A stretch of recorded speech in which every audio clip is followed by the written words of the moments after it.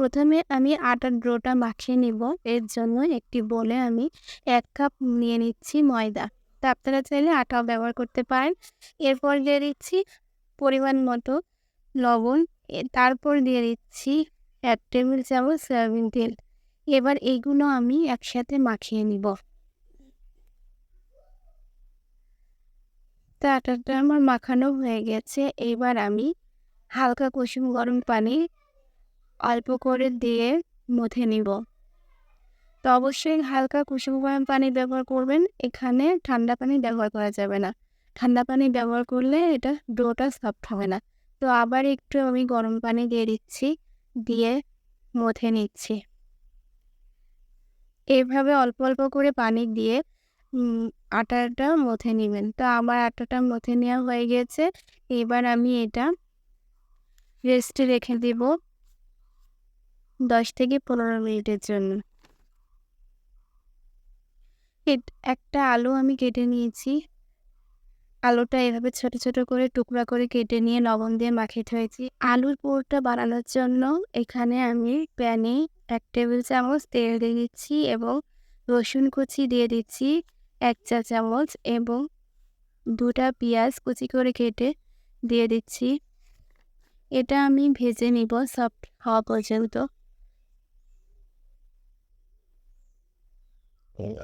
পেঁয়াজটা একদম বেশি ভেজে নেব না, ব্রাউনও ভাজবো না, সফট করে নিব। এবার আমি ১/২ চা চামচ দিয়ে দিচ্ছি লবণ।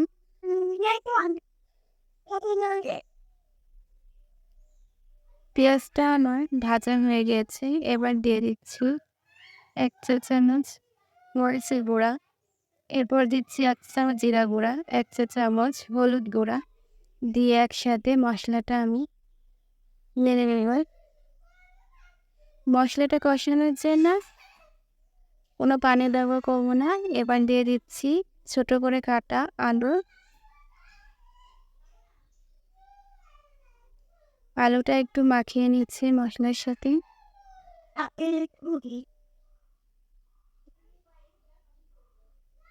এরপর আমি একটু দিয়ে দিচ্ছি পানি, যাতে আলুটা একটু সিদ্ধ হয়। বেশি পানি দিব না, অল্প একটু পানি দিব পরিমাণ মতো। এরপর আমি ঢাকনা দিয়ে ঢেকে দিচ্ছি ৫ মিনিটের জন্য। দেখেন পানিটা ফুটে উঠেছে। এবার কাঁচামরিচ ৩ থেকে ৪টা কুচি করে দিয়ে দিচ্ছি ফ্লেভার বাড়ানোর জন্য।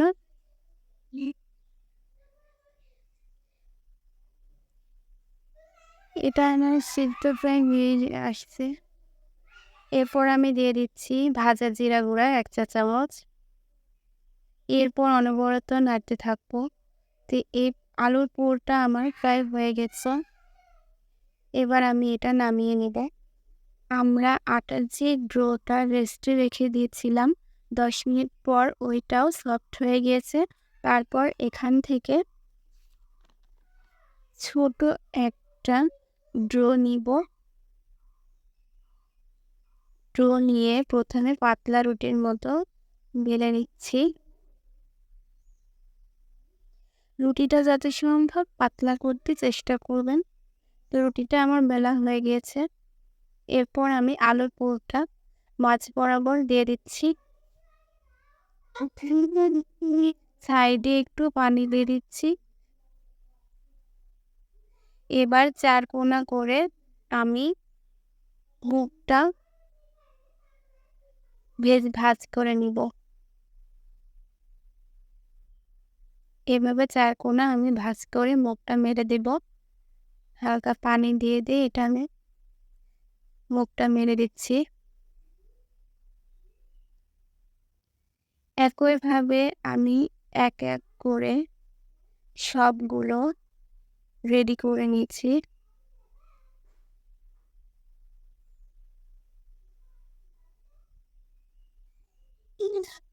এই তো হয়ে গেল আমার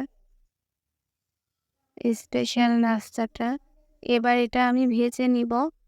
তো প্রথমে আমি আবার একটা প্যান নিয়ে নিয়েছি। প্যানের ভিতরে প্রথমে এটা আমি তেল দিয়ে ভাজবো না, এটা আমি হালকা ছেঁকে নিব।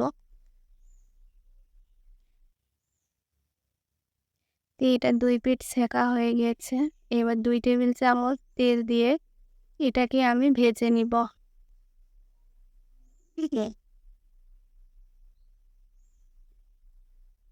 এপিট ওপিট করে ২ পিঠ সুন্দর করে ভেজে নেব।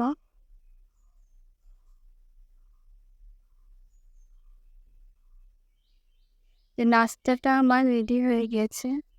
একইভাবে সবগুলো ভেজে নিয়েছি। এখন চলুন এই নাস্তাটা কেটে শেয়ার করি।